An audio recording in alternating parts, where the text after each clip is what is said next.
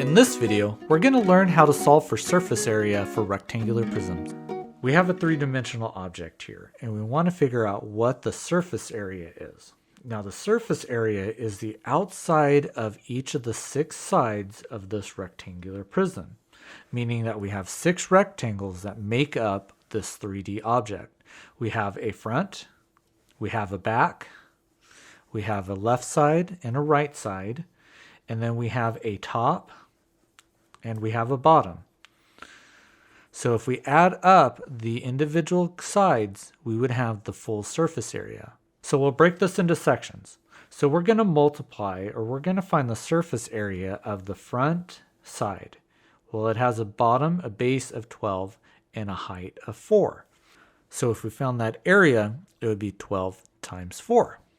Now we can also do this side right here. We'll do the right side, and that's an area of 4 times 6.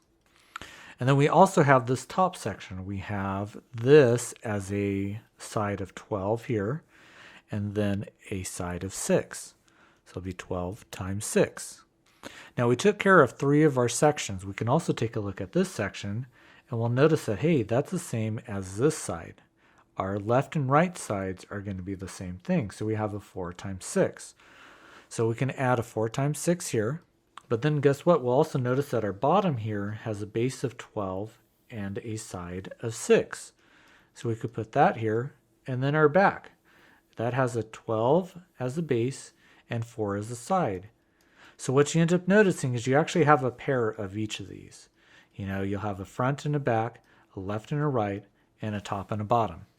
So if we add each one of these sides up, we'll get 48, 24, we'll get 72, and then again we'll have a repeat of those same values. So if we add up all 6 of those sides, we'll get an answer of 288.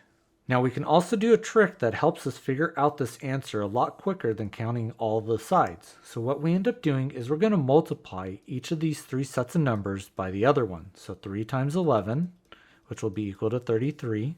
We'll get 11 times 5, and that's going to be equal to 55. And then lastly, we'll do 3 times 5, and that's going to be equal to 15. Now we add these numbers up, and we get an answer of 103. Now you'll actually notice this counts as each of 3 sides, but we have 2 sets of those 3 sides. Remember, we multiplied in the last equation twice for each one of these values. So what we need to do is just multiply and add these 3 numbers, multiply that by 2 for all 6 sides, and our answer will be equal to 206.